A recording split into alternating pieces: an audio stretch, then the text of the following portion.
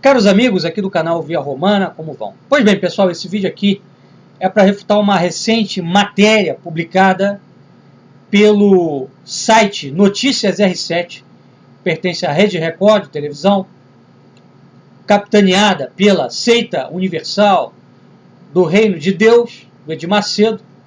Diga-se de passagem, esse Deus ao qual eles adoram é o Deus Mamon, o Deus do dinheiro, e não o Deus cristão, que noticiou que Francisco Bergoglio teria dito que o MST estaria autorizado a invadir as terras da Igreja Católica no Brasil. Bom, eu fui ler o artigo e já de cara fica claro que se trata de um fake news grotesco, calhorda, safado, diga-se de passagem. Por quê? Porque ele, primeiro, não se embasa numa frase dita por Bergoglio em relação a este assunto. Bom, é bem verdade, vocês sabem que acompanham meu canal, eu não tenho papas na língua em relação a criticar Francisco quando ele heretiza. Mas nesse caso, é fato que ele não heretizou, é fato que ele não disse para o MST invadir terras da Igreja Católica. Essa frase não existe. Esse dito é completamente falso. Não se encontra em lugar nenhum. E aí a gente vai lendo o artigo e vai vendo o quê? Que o articulista que o escreveu pegou uma fala de Francisco sobre a questão da propriedade privada, tirou do contexto e deu o sentido que ele bem entendeu. Bom, a fala de Francisco foi que a propriedade privada, o direito à propriedade privada, melhor dizendo, é um direito relativo. E o que ele disse está absolutamente certo, está absolutamente condizente com aquilo que a Igreja Católica sempre ensinou em relação a esse tema, a essa matéria. Explico. Em primeiro lugar, é preciso dizer que há três concepções sobre a questão da propriedade privada. Em primeiro lugar, a concepção liberal, oriunda de John Locke. Em segundo lugar, a concepção comunista, oriunda de Karl Marx. Em terceiro, a concepção católica, oriunda da Rerum Novarum do Papa Leão XIII. Qual a diferença entre essas três concepções? Bom, é o seguinte. Primeiramente, é preciso lembrar que a concepção de John Locke, que é a base do iluminismo, parte do pressuposto que o homem tem certos direitos inalienáveis, ou seja, direitos os quais o Estado não pode tocar nem limitar. Entre esses direitos, o direito da propriedade privada. Segundo John Locke, a propriedade privada é um direito absoluto do indivíduo que a retém. Então, segundo John Locke, o indivíduo que possui uma propriedade pode fazer dessa propriedade o uso que ele bem entender.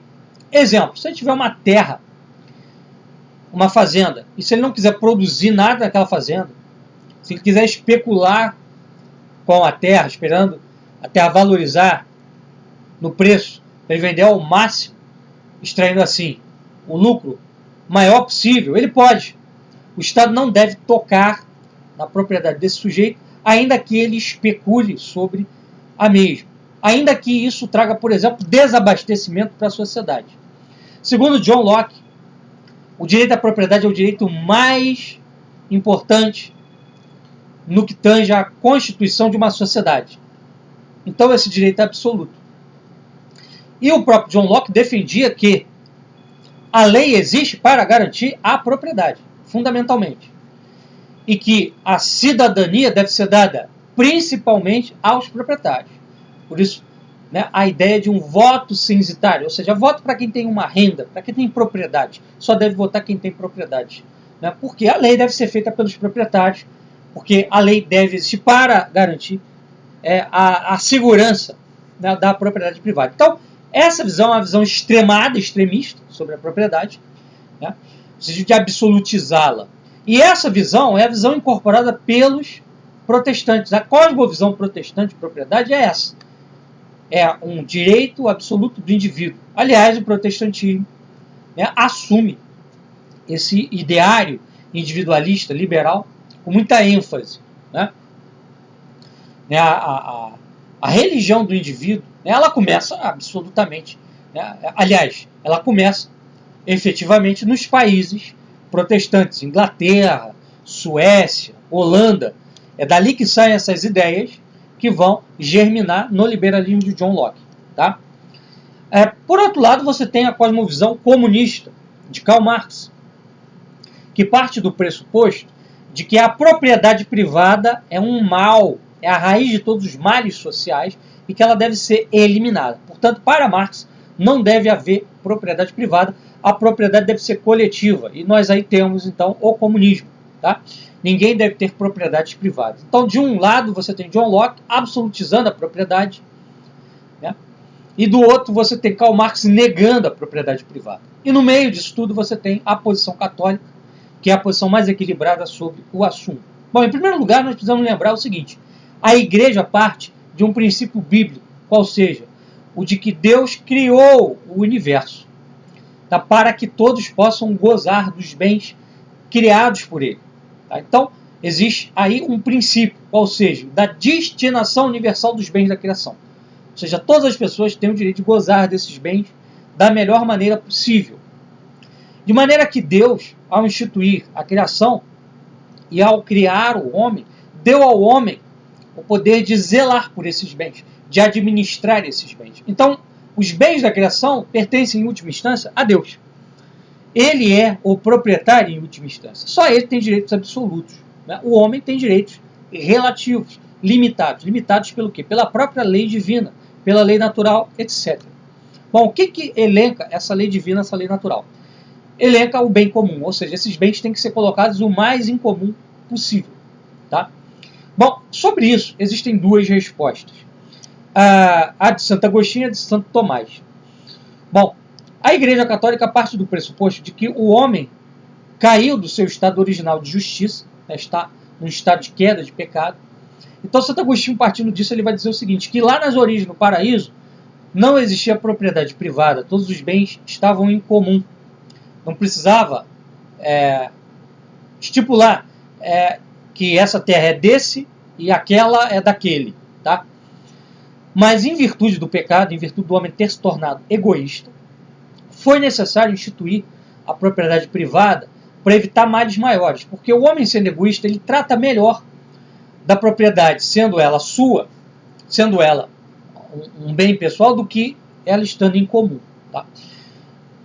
Já Santo Tomás ele vai dizer que a propriedade privada ela é de direito natural, ela existiria mesmo se o homem não tivesse caído em pecado, porque é um regime que foi estabelecido por Deus, e que, embora, né, essa propriedade deva ter, né, uma finalidade, deva estar orientada por uma finalidade em comum, né, o mais justo é que ela esteja dividida entre diversos indivíduos, para que ela possa ser melhor trabalhada, melhor cultivada e aí assim render mais para o bem geral, para o bem comum.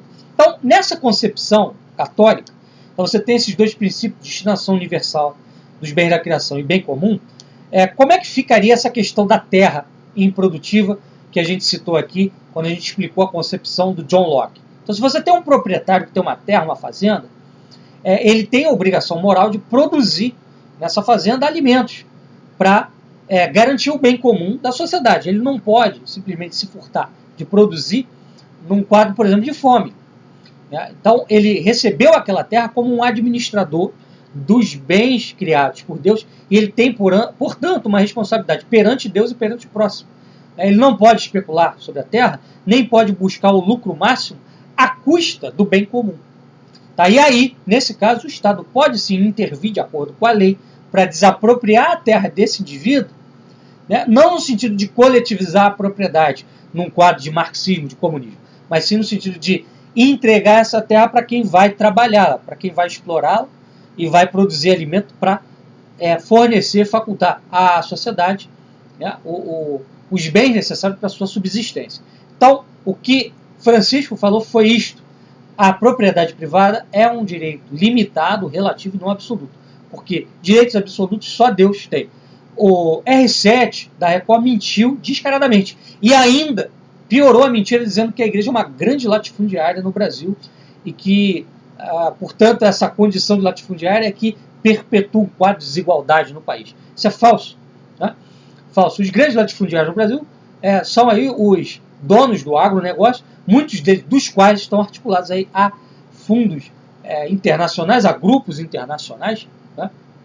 Que inclusive compram o nosso banco genético e comprometem também o nosso futuro alimentar, como aconteceu no ano passado, quando o presidente Bolsonaro, que a Record apoia, vendeu parte do nosso banco genético de grãos para a China, colocando nas mãos de Pequim o nosso destino alimentar. Então, pessoal, o que eu tinha para dizer aqui sobre isso hoje era o que nós trouxemos aqui. Então, são 3 concepções de propriedade, né, sendo que a concepção católica é a mais equilibrada, mais ajustada, mais adequada, mais sapiente, né, enquanto que a concepção extremada dos protestantes, né, é uma heresia, porque exagera o direito sobre a propriedade. Você tem do outro lado a concepção marxista que nega o direito à propriedade privada. A igreja dá a esse direito a sua devida dimensão. Ok? Até a próxima, pessoal. Um abraço. Tchau, tchau.